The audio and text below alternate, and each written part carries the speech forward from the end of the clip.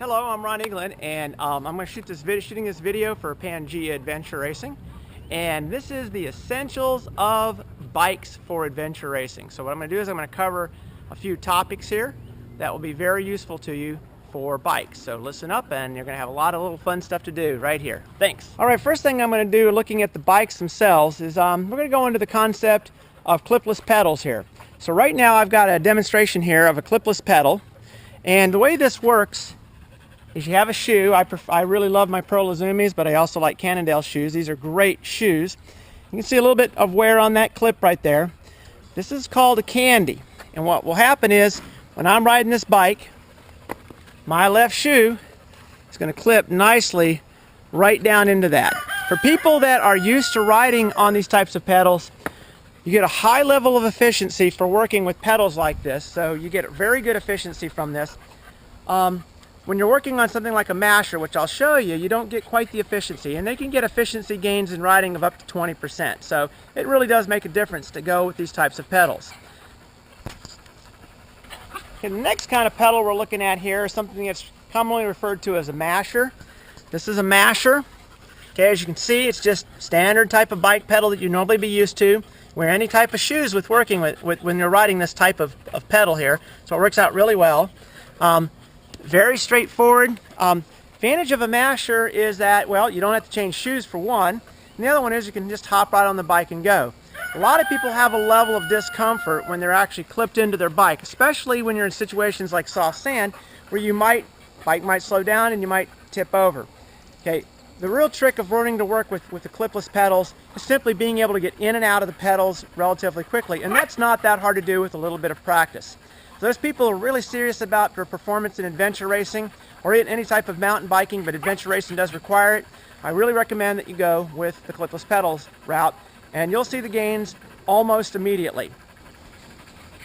Another good point of knowledge to have with mountain biking is tubes. And right now I'm looking at my Motobucan. My Motobucan is a 29-inch with disc brakes. Okay. What we're going to look at here is the tube here. This is a Presta tube. And the way the Presta works is this little valve here, when you press down on it, will release air. So when you're pumping this up, all you have to do is actually get the pressure around this and go ahead and start pumping it up. Okay, when you're done, close it down real nice, cap it off. Okay, now we're going to come over here and we're going to look at another type of tube. This is called a Schrader, which is on my 26 right here. Oops, that's a Presta right there. Here's a Schrader. Okay, in the Schrader, which is the same as what you would normally see on a car, it's your standard type of tube. You've got the little clip in the valve that release the air pressure that's right in the center right there. You can hear that. And that's called a Schrader. Now, if you have a rim designed for Prestas, you can't put a Schrader on them. The Schrader, the width of the hole right here, okay, will not allow a Schrader to pass through this type of rim because they're a little bit wider. You can, however, put a Presta on a Schrader rim. So there's one advantages to those types of rims. And when you're working with the team in adventure racing, it's good to make sure that you all have essentially the same type of tubes, or that at least you've got a tube for any type of situation. We're also going to take a look here at brakes. Okay, one of the types of brakes that you can see in adventure racing is these beautiful disc brakes. Now these are not hydraulic disc brakes. And one of the disadvantages of hydraulic disc brakes is if you happen to clench down on this when the tire is not on there, you have to release the pressure in this line to get the thing unclenched. But it works just very much like a car brake. It'll clench down on top of this. And this type of brake gives you a lot of very granular control over how you do your braking. Once you get used to these, it's very hard to go back to the other type of brake, which is called a clincher. Coming over here to my 26, demonstrate this is a clincher brake right here. Okay, your standard clincher, and you can see how it clinches. I think most people are familiar with this. A nice, easy pop release for the cables, so they're very easy to get on and off. But getting the tire on and off and releasing these with a hydraulic brakes is really not that difficult either. So that's something else to look at when you're looking at what type of bike you want for adventure racing. And here's something else you got to think about when you're adventure racing, and that is the odometer. A lot of adventure races will have an odometer on your bike as mandatory gear. I typically keep my odometer. As you can see here, I use a CADI Enduro 8, and I actually use the same exact odometer on all my bikes. And that way, if I break an odometer, I need to change parts out, I can do that. The reason I use that CADI Enduro is because it's pretty easy to find, it's not terribly expensive, and it's a really good odometer. But that's one of the most critical pieces of gear in adventure racing, especially if you want to know where you are on the bike.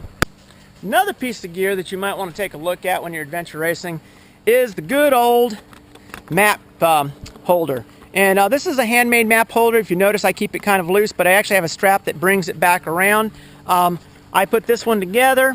The duct tape that I actually keep here is really just to protect my bar here, to keep it from, and you can see this, to keep it from being damaged by the different devices that I will attach onto my bike, because I attach lights, I attach map cases, and I'm constantly taking these items on and off my bike. So I don't want to do any damage to my bike as I do that. Next, I'm going to open up my toolkit. Okay, I've opened up the back of my my bike kit here. First thing I'm going to pull out is a tube. It's pretty much a piece of gear that you want to have. 29 matches my bike. As I reach in here and grab the rest of it, okay, I've got a couple of tire levers to help me take the bike on, tire on and off. You can see my tire levers as I pulled them out. Really doesn't matter if those tire levers match. Okay, right there. Okay, I'm going to go back here. What else am I going to find? Well, I've got a CO2 valve that allows me to use a CO2 cartridge, and I have a basic Park Tool toolkit with all the tools in it. And right now what I'm lacking, and I've also got a master link right here. So what I don't have in there right now is a CO2 cartridge, but I normally would have 1 to 2 CO2 cartridges in the back of there also. And I will be putting a CO2 cartridge in the back. If you're not familiar with using a CO2 cartridge, it's a good idea to do that. This little guy here is an absolute beauty for working with CO2 cartridges. Makes it really easy. You want a full-scale toolkit. Don't scrimp on your tools.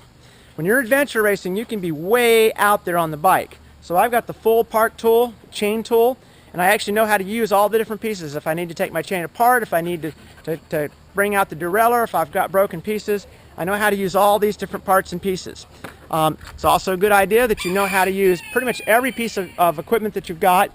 One piece of equipment that's been very, very useful to me in races has been the Master Link. Basically allows me to take the chain apart and put it back together very quickly underneath pretty high stress conditions, because the chain never breaks when you have beautiful weather and a nice easy place to fix it. It always happens at night underneath the worst possible conditions you can imagine. All right, well, got a couple CO2 cartridges. I'm going to go ahead and pop back in here as I'm reloading my bike and getting ready to race. Putting the rest of my equipment back in there and checking it all.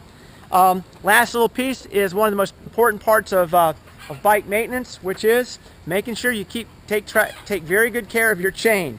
That's the one part where you hate when it has a problem and breaks. Because I ride in Florida with a lot of sand, I use a wax-based lubricant on my chain. What I'll typically do is I'll clean the chain off. You can see that it's not terribly clean, but it's going to get cleaned here in a minute. I get it nice and clean. I go ahead and put a nice clean wax lube on top of that chain. And nice thing about the wax is it tends to do a very good job of shedding sand, which is one of the things you run into all the time. One last little bit I'll leave you with here as we go through here, especially for adventure race biking. This little baby right here, which is a seat cover, which is a nice cushy one, has been saved me many, many times, because it may only be 75 miles of riding in an adventure race sometimes, or something that you consider, for many bikers, we consider a short distance if you were on a road, but that may translate into 24 to 36 hours sitting on a bike seat. And if you've ever sat on the hard seat for 36 hours, it's not really that terribly pleasant. At least this gives me a little bit of cushion so that my bum's not hurting terribly bad at the end of that long ride, and I can get off of it and feel pretty good.